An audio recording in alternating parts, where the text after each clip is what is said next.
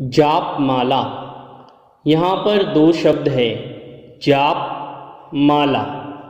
जाप यानी किसी एक मंत्र को 108 बार जपना जाप कहलाता है, अथवा किसी मंत्र को बार बार स्मरण करना जाप कहलाता है। माला यानी जाप करने वाली जप मालिका में 108 मोती होना चाहिए। बीच में 3 मोतियों का एक मेरुदंड होना चाहिए। वह मेरुदंड सुमेरु भी कहलाता है, जो कि सम्यक दर्शन, राइट बिलीफ, सम्यक ज्ञान, राइट नॉलेज, सम्यक चारित्र, राइट कंडक्ट का प्रतीक है। यह जप मालिका या तो सूत अर्थात सूती धागे की हो, अथवा उत्कृष्ट धातु सोना चांदी की हो, लौंग की हो, स्फटिक की हो, या फिर मोती की हो, या सामान्य किसी धातु की ही होनी चाहिए। आपको इस जप मालिका के विषय में कुछ बातें बताता हूँ। सूत की माला मतलब सूती धागे की माला हमेशा सुख देने वाली होती है। दूसरी बात, अग्नि में यदि पकी हुई मिट्टी, लकड़ी, रुद्राक्ष आदि से मालाएं बनाई हैं, तो इन मालाओं से माला फेरना नहीं चाहिए। यह माला फेरने योग्य नहीं है, अर्थात यह माला अयोग्य है। तीसरी बात, माला कभी भी तर्जनी उंगली या 4 फिंगर से नहीं फेरनी चाहिए।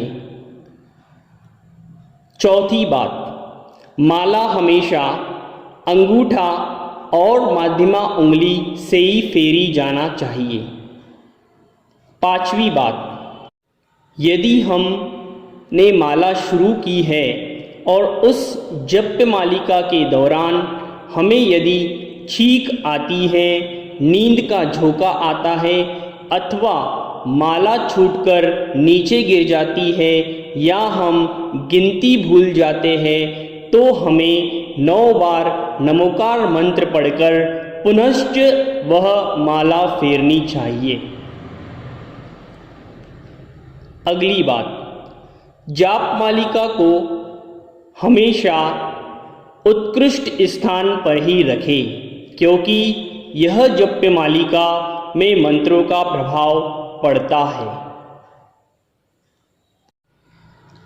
अब आप सुनिए एक विशेष बात। एक धर्म रसिक ग्रंथ के अनुसार किस प्रकार से माला फेरना चाहिए। बाएं हाथ में अपनी गोदी में रखकर दाहिने हाथ में माला को पकड़कर हाथ को हृदय के पास रखकर माला फेरना चाहिए। यह उत्कृष्ट विधि है।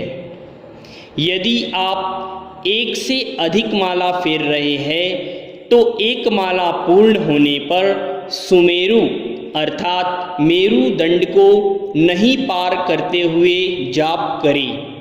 मतलब जहाँ प्रथम माला समाप्त की, वहीं से दूसरी माला प्रारंभ करना चाहिए। कभी भी मेरु का लंघन नहीं होना चाहिए। लंघन मतलब उसको पार नहीं करना चाहिए। ग्रंथ क्रिया कोश में लिखा है कि जो उंगली के नख के अग्रभाग से जाप करता है, वह जाप हमेशा निष्फल होती है। इसी प्रकार इस जप मालिका की शुद्धि कैसे करते हैं, इसका भी वर्णन मिलता है। यह जप मालिका को प्रासुक जल से धोकर एक थाली में स्वस्तिक बनाकर उस पर रखना चाहिए। फिर उसके उपरांत 9 बार नमोकार मंत्र पढ़कर पुष्प क्षेपण करना चाहिए, या फिर आपको एक जप मालिका का मंत्र पढ़कर वहाँ पर पुष्प क्षेपण करना चाहिए। वह मंत्र है ओम ह्रीं रत्ने सुवर्णे सूत बीजे रचिता जप मालिका सर्व जपेषु सर्वाणि वांछितानि प्रियच्छन्तु। इस प्रकार से वह जप मालिका के ऊपर आप 9 बार पुष्पों का छेपण करें। फिर जिनाभिषेक का सुगंधित जल अर्थात गंधोदक उस पर डालें। यहाँ पर आपकी अब जप मालिका फेरने के लिए तैयार हो गई है। अब आप इससे मंत्रों का जाप कर सकते हैं। इस प्रकार से हमारी यह जानकारी आपके जीवन में उपयोगी बने, इसी भावना के साथ हम श्री भगवान चंदा प्रभु स्वामी के चरणों में बारंबार प्रणाम करते हैं। बोलिए श्री चंदा प्रभु भगवान की जय।